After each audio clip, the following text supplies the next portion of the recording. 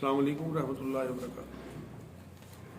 دوستو، آپ کو معلوم ہے کہ صرف یہ جمعہ اور اس سے اگلا جمعہ پروگرام ہوگا، پھر رمضان شریف میں آ جائیں گے۔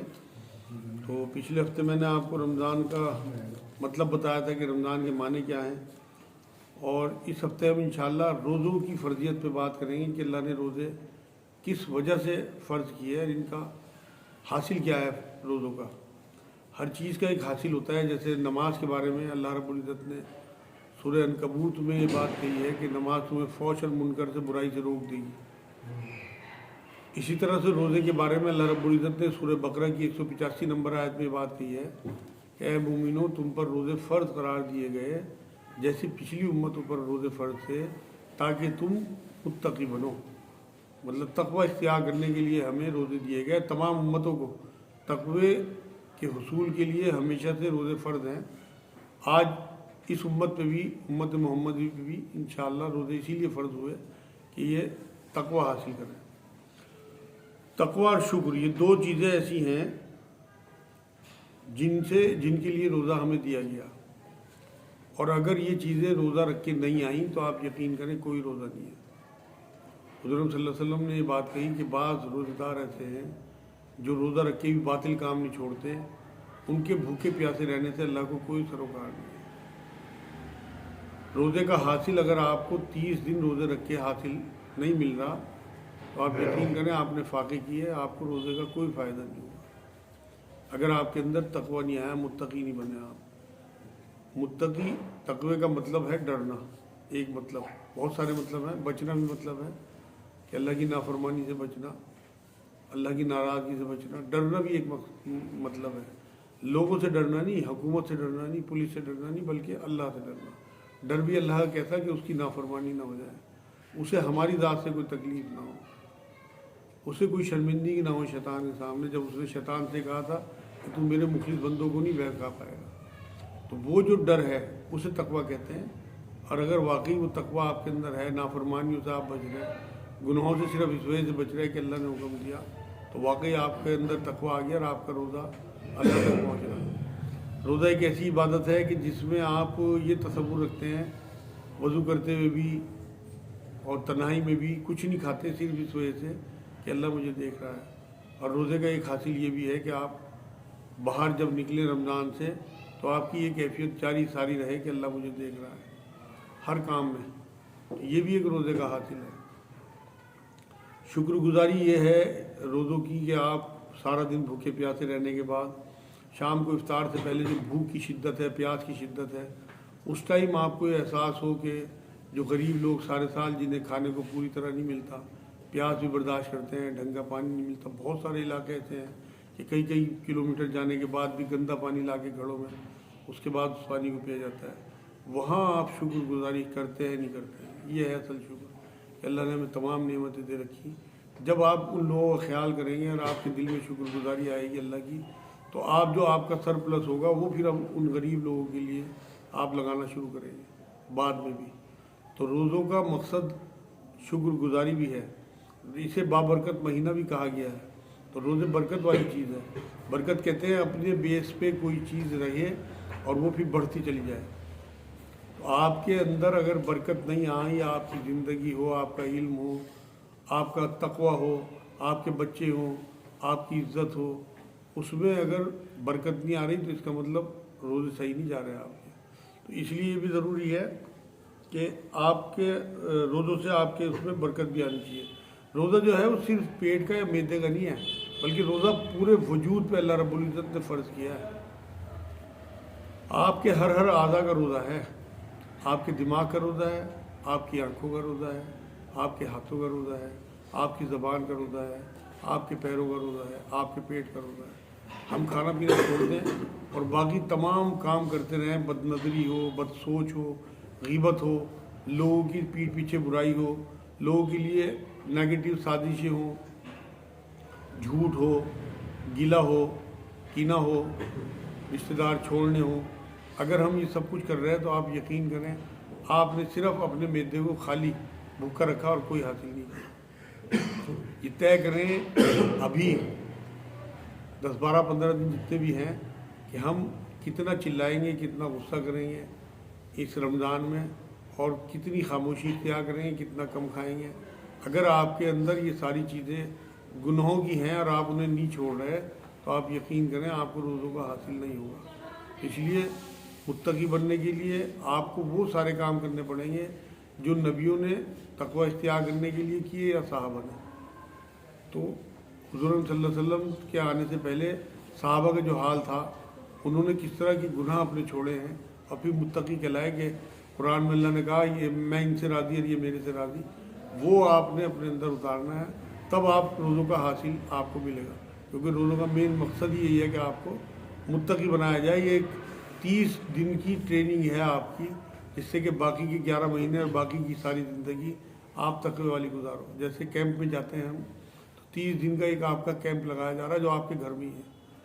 اس میں آپ نے یہ دیکھنا ہے کہ آپ کتنا کم بولے، آپ کتنا تنہائی میں رہے، کتنا کم کھایا، کتنے لوگوں سے کم ملے جلے. اس میں آپ کو بہت زیادہ انشاءاللہ تعالیٰ فائدہ ہوگا، کیونکہ یہ انکساری کا، عاجزی کا، ہمدردی کا مہینہ ہے. آپ لوگوں سے گھر بیٹھے فون پہ اپنے ملازموں کے ذریعے بھی آپ مدد کرا سکتے ہو لوگوں کی. کم مل جل کے آپ اللہ سے زیادہ ملو اس میں. اپنی نمازیں اور اپنا گھر. کاروبار پہ جانا ضروری ہو تو مغرب سے پہلے کاروبار بند کر کے اپنے گھر پہنچے. باقی کا ٹائم راتوں میں جاگنے کا. تمام راتوں میں حضور صلی اللہ علیہ وسلم رمضان کی جاگتے تھے، شب بیداری کرتے تھے، اپنی عورتوں کو بھی جگاتے تھے. ایک بڑی سنت ہے. دوسرے اس میں اپنے ماتحتوں کے کام جو ہے ان کی محنتیں کم کرنا. جو ہمارے ملازمین ہیں یا ہمارے ماتحت ہماری عورتیں ہیں، ہماری ماں بہنیں ہوں یا ہمارے بچے ہوں، تو ان لوگوں کے اوپر بوجھ کم سے کم ڈالنا. آپ یقین کریں کھانے کے معاملے میں ہمارے استاد جو ہیں پاکستان میں، عرفان صاحب، یہ کہتے ہیں کہ آدھے منٹ کا بھی ذائقہ نہیں ہے. ہر چیز آپ مرغوب سے مرغوب غذا کھا لو، آپ کے حلق سے اتری اور اس نے ایک ہی چیز بن جانا ہے، پیشاب اور پخانہ. آپ بڑی سے بڑی چیز کھا لو. تو اس لیے حضور صلی اللہ علیہ وسلم کی سنت تو یہ ہے کہ کبھی دسترخوان پہ 2 سالن نہیں ہوئے. میں منع نہیں کرتا، حیثیت کے حساب سے آپ لوگ مرغوب چیزیں بھی کھائیں، لیکن ایک لیمٹ میں. اپنی عورتوں کا خیال کریں کہ ان کے روزے ہوتے ہیں، ان کو ٹائم آپ سیو کر کے دیں گے تو وہ عبادات کر سکیں گے. ان پہ کسی قسم کی کوئی سختی نہ کریں، کوئی غصہ نہ کریں. افطاری کم لگے آپ کو، آپ یقین کریں آپ 2 ہی چیزوں سے افطاری کی اگر پیٹ بھر لیں گے تو آپ کو آدھے گھنٹے کے بعد پتہ بھی نہیں لگے گا. آپ کا سارا جو معاملہ ہوتا ہے وہ چند منٹ کا، چند سیکنڈ کا ہوتا ہے. اس کے بعد آپ سب بھول جاتے ہیں. کتنی آپ کی غذائیں بنی ہوئی ہوں تو وہ آپ نے اس طرح سے اس میں اختصار سے کام لینا ہے، مختصر کرنا ہے. افطاری کو بھی، کھانے کو بھی آپ جس طرح سے بھوک ہوتی ہے ہمیں روزے کے ٹائم، کھولنے کے ٹائم، آپ یقین کریں آپ گرم روٹی سے 1 سالن سے 3-4 روٹی کھا سکتے ہو، پوری بھوک ہو جائے گی آپ کی. تو اس لیے 5 سالن بنوانا، 2 طریقے کے چاول بنوانا، اس میں آپ کی عورتوں کا ٹائم لگتا ہے بہت. ان کی نمازیں تک ضائع ہوتی ہیں. میں نے دیکھا اپنے گھروں میں. تو اپنی عورتوں کا بھی خیال کریں، ان کے اوپر بھی روزے فرض ہیں.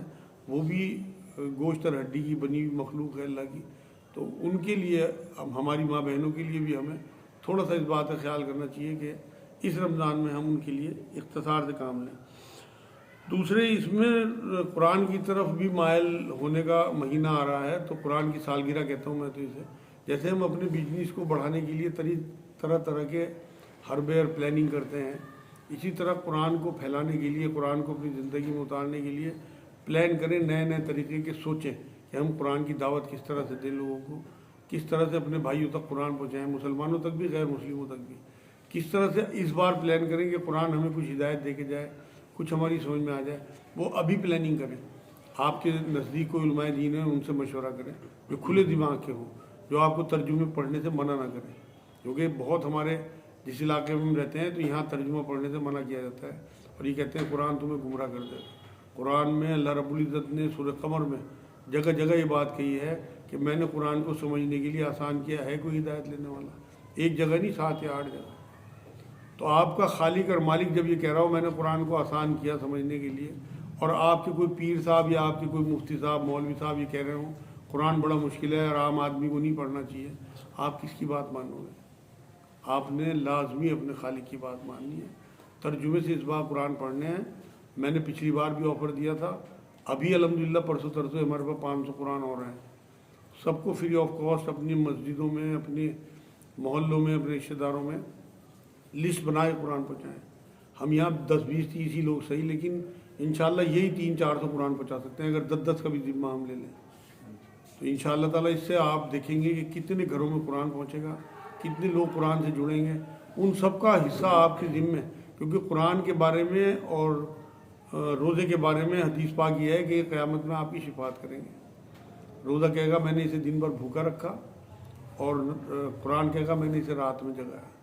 تو قرآن کی جب شفاعت آپ کو ملے گی، جب آپ قرآن کو پھیلائیں گے، تو انشاءاللہ تعالیٰ جو آپ کے قدم اٹھیں گے قرآن پہنچانے میں، وہ بھی آپ کے لیے صدقہ جاریہ بن جائے گی. ہمیں وہاں بہت ضرورت ہوگی نیکیوں کی میرے بھائیوں، وہاں ہمارے پاس کرنسی نہیں ہوگی. یہ آپ کی چھوٹی چھوٹی نیکی وہاں اللہ پہاڑ کی برابر بنا کے لے گا اور آپ کو معاف کرنے کے بہانے ڈھونڈے گا. قرآن میں اللہ نے کہا ہے کہ مجھے کیا پڑی کہ میں تمہیں عذاب دوں. مطلب اللہ چاہتا ہی یہی ہے کہ ہم کسی طرح سے نیکی کرتے رہیں اور وہ ہمارے گناہ معاف کرتا رہے اور ہمیں وہ کسی طرح سے جنت میں بھیج دے. 70 ماؤں سے زیادہ محبت کرنے والا، آپ کسی ماں کے سامنے اس کے بچے کو آگ میں ڈال کے تو دیکھو، کیا وہ برداشت کر لے گی؟ تو کیا اللہ برداشت کر لے گا کہ اس کے بندے آگ میں جائیں؟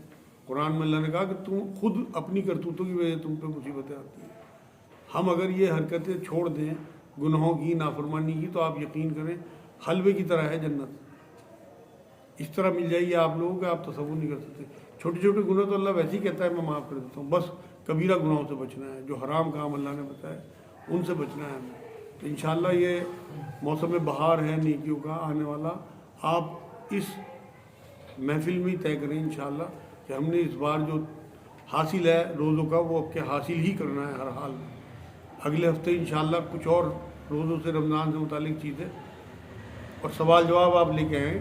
میرے پاس بہت سوال ہیں اس کے روزوں کے، مگر میں آج نہیں بتا رہا آپ لوگوں کے، اگلے ہفتے میں بھی کچھ سوال جو ہے میری نظر میں وہ دوں گا آپ کو انشاءاللہ. آج انشاءاللہ کسی کے ذہن میں کوئی بھی سوال ہو روزوں سے متعلق یا ویسے وہ کر لیں.